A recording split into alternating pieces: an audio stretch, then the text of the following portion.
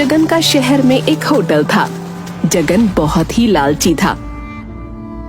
वो हमेशा सोचता कि किस तरह कम खाना देकर कस्टमर से ज्यादा पैसे ठग सके। कालू वहाँ काम करता था। वो एक सीधा साधा लड़का था। हमेशा वो लोगों की भलाई करता। उसे जगन का लालचीपन पसंद नहीं था। एक दिन जगन के होटल पर गांव का एक गरीब किसान रतन अपनी पत्नी और बेटे के साथ आता है। देखो कालू, ये लोग देहाती भोले भाले लगते हैं। इन्हें पहले पेट भर खाना खिलाओ, उसके बाद बिल दोगुना बना कर देना। मालिक, ये ठीक बात नहीं। इनसे हमें और कम पैसे लेने चाहिए। कितने गरीब दिख रहे हैं। गरीब है तो हम क्या करें? मैंने कोई धर्मशाला थोड़े ही खोल रखा है। बाजार में इन्हीं लोगों से पैसे कमाने के लिए ही तो हम बैठे हैं। ऐसा करो, तुम उन्हें मेरे पास भेज दो। हाँ साहब, क्या खाएंगे? हम तो गांव के गरीब किसान हैं भाई। हम लोग तो रोटी सब्जी और दाल भात से ज्यादा कुछ मालूम ही नहीं है।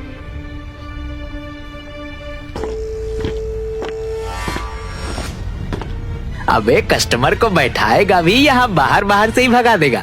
चल अंदर जाकर टेबल साफ कर। अरे अरे भैया, क्यों डांट रहे हो बच्चे को? मैं ही खाने के बारे में पूछा था इससे। अरे सर, पूछना क्या, अंदर आइए। आप हमारी लक्ष्मी हैं। ग्राहक भगवान होते हैं। आइए बैठिए। आपका ही होटल है, आपसे ज्यादा थोड़े ही ले लूंगा। अरे वैसी बात नहीं, पूछना जरूरी है ना। जो भी पैसे लाए थे डॉक्टर के फीस और दवाई में चली गई। श्रीमती को भूख लगी थी तो सोचा थोड़ा खाना खिला दूं। अरे आइए बैठिए। कालू, इन लोगों के लिए स्पेशल थाली लगाओ। कालू 300 रुपए वाला 3 स्पेशल थाली लेकर आता है। लीजिए साहब, ये रही आपकी स्पेशल थाली। पर मेरे पास सिर्फ 30 रुपए ही हैं। मालिक, इनके पास पैसे नहीं है। अबे पैसे नहीं है तो क्या खाना छीन लेगा? खाने दो इनको। आज भी लोगों में इंसानियत जिंदा है। कितना भला मानुस है ना होटल का मालिक। हाँ, कितना अच्छा व्यवहार है। भगवान ऐसे लोगों को हमेशा अन्न भंडार भरे रखना। पिताजी, खाना तो बहुत अच्छा है। साथ में बड़ा वाला रसगुल्ला मिल जाता तो मजा आ जाता। चुपचाप खाना खा। पैसे है नहीं, वो तो भला हो इस दुकान के मालिक का जो हमें इतना अच्छा खाना खिलाया। अरे भाई साहब, बच्चा है, उसे खाने का मन है रसगुल्ला तो खाने दीजिए। ए कालू, 2 रसगुल्ले इन सभी लोग को दो। अरे भाई साहब, इतनी खातिरदारी ठीक नहीं। वैसे शानदार खाना खिलाने के लिए धन्यवाद। कालू, ये लो, साहब को खाना का बिल दे दो। कालू जाकर रतन को बिल देता है। बिल 1050 रुपए का होता है। पिताजी, हमारे पास तो सिर्फ 30 ही रुपए है। शेष पैसे कहाँ से आएंगे? इन्होंने तो कहा था कि पैसे की कोई चिंता नहीं, अपना होटल समझकर खाइए।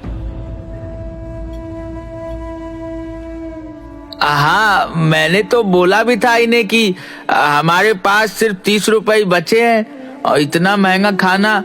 अरे 30 रुपए थाली खाना मिलता है। यहाँ तो सब्जी, तड़का, सलाद, पानी सबके अलग अलग चार्ज हैं। क्या हुआ भाई साहब, क्या समस्या है? देखिए भाई साहब, मैंने तो पहले ही बोल दिया था आपको कि हमारे पास सिर्फ 30 रुपए ही हैं। पूछिए कालू से। हाँ मालिक, मैंने आपको पहले ही बता दिया था। सुन लीजिए, आपने ही बोला था कि पैसे नहीं है तो क्या खाना छीन लेगा। अरे वो तो शिष्टाचार में बोल दिया था। इसका मतलब ये थोड़ा ही है कि मुफ्त में सभी को खाना खिलाता रहूं, हैं? तो उसी समय बोल देते कि मैं सेवा नहीं दे पाऊंगा, पर इतना महंगा खाना मेरे यहाँ 30 रुपए में चावल, दाल, भुजिया, सब्जी, पापड़, अचार, ऊपर मूली, खीरा और प्याज का सलाद भी। भाई मेरे यहाँ तो यही रेट है, भले तुम्हारे गांव में फ्री में ही खिला देते हो। अब करना क्या है ये बताइए। हमारे पास तो पैसे हैं नहीं। ठीक है, तो आप कुछ सामान यहाँ रख दो। जिस दिन पैसा दे जाओगे उस दिन मैं आपको लौटा दूंगा। लेकिन मेरे पास तो वैसा कुछ नहीं है जिसे मैं आपके पास गिरवी रख सकूं, है ना? वह जो भाभी जी के गले में मंगलसूत्र है। नहीं, मैं ये मंगलसूत्र नहीं दूंगी। ये मेरे सुहाग की निशानी है। इसे मैं कभी अपने से अलग नहीं कर सकती। जिस दिन से इन्होंने इसे गले में डाला है उस दिन से ये मेरे गले में ही है। कभी मैंने इसको अलग नहीं किया। मालिक, ये अच्छी बात नहीं। मंगलसूत्र किसी औरत का सुहाग होता है। आप मेरी पगार में से पैसे काट लीजिएगा। अच्छा, बहुत आया अपने पगार में से कटवाने वाला। 5,000 पगार ही है, उसमें से 2,000 तुम एडवांस ले चुके हो। अगर ये पैसे काट लिए तो अपने बाप को क्या भेजोगे? कुछ भी हो जाए, ये भी मेरे माँ के समान है और मैं किसी भी माँ को इस तरह बेइज्जत होते नहीं देख सकता। जाओ चाचा, आप लोग जाओ। बेटा, तुम्हारा ये उपकार मैं जीवन भर नहीं भूलूंगा। अगली बार जब भी मैं शहर आऊंगा तुम्हें खोज कर तुम्हारा पैसा लौटा दूंगा। अरे चाचा, पैसा लौटाने की जरूरत नहीं है। यह भी मेरी माँ के समान है। मेरी माँ बचपन में ही गुजर गई थी।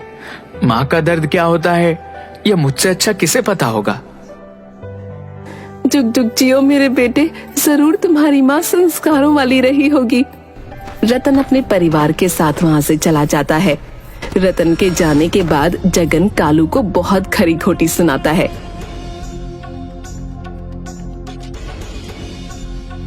कालू खून का घूंट पीकर रह जाता है।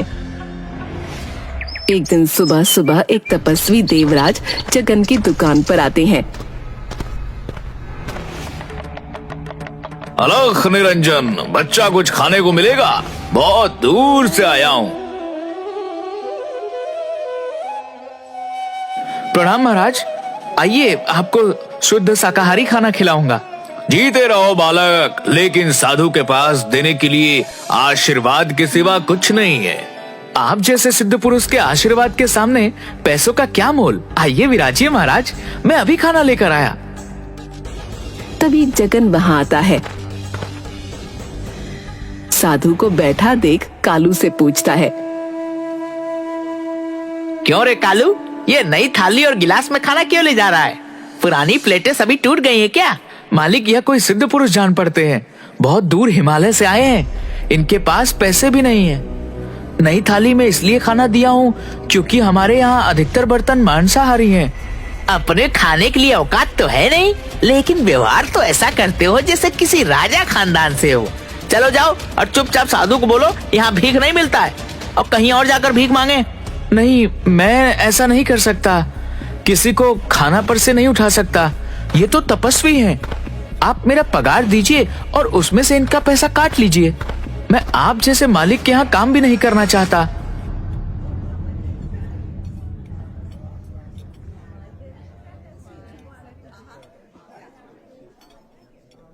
तेवर तो नवाबों जैसे हैं तुम्हारे। ये लो एडवांस। रतन का और साधु का पैसा काटकर 1950 रुपया है, और फुटो यहाँ से। ठीक है, इसमें से 300 रुपए और रख लो, मेरे आज के खाने का।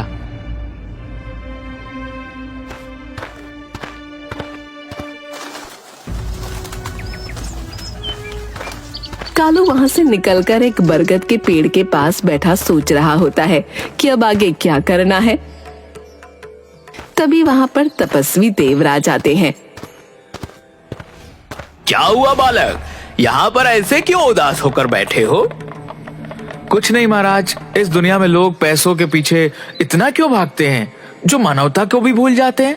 यही दुनिया है मेरे बच्चे। संसार के इस मोह माया से ऊपर उठना सबके बस की बात नहीं। वैसे तुमने मुझे बहुत बढ़िया खाना खिलाया, लेकिन खाने के बदले तुम मुझसे कुछ लेना भूल गए। मैं कहाँ कुछ बोला? तुम्हें याद है, खाना खाने से पहले मैंने तुझे बोला था कि मेरे पास देने के लिए पैसे नहीं है, लेकिन आशीर्वाद जरूर है। बताओ बालक, तुम्हारी क्या इच्छा है?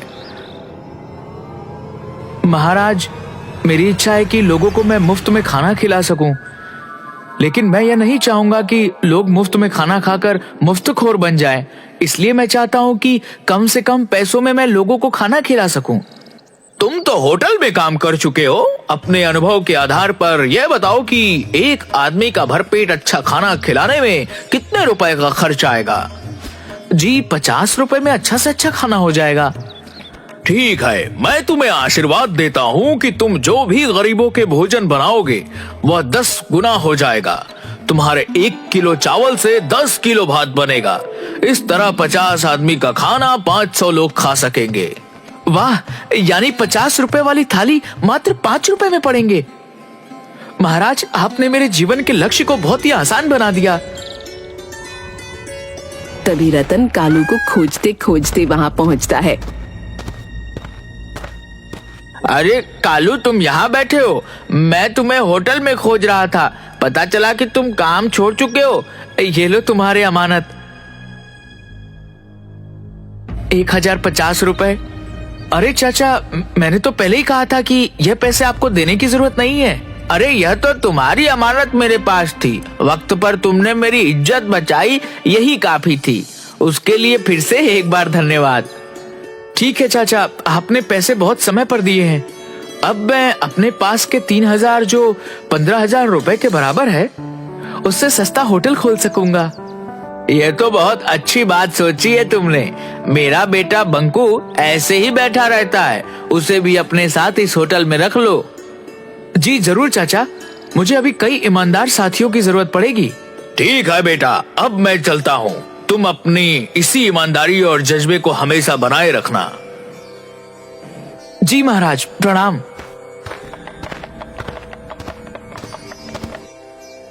मैं भी चलता हूँ बेटा। कल से बंकू तुम्हारे होटल में काम करने आ जाएगा।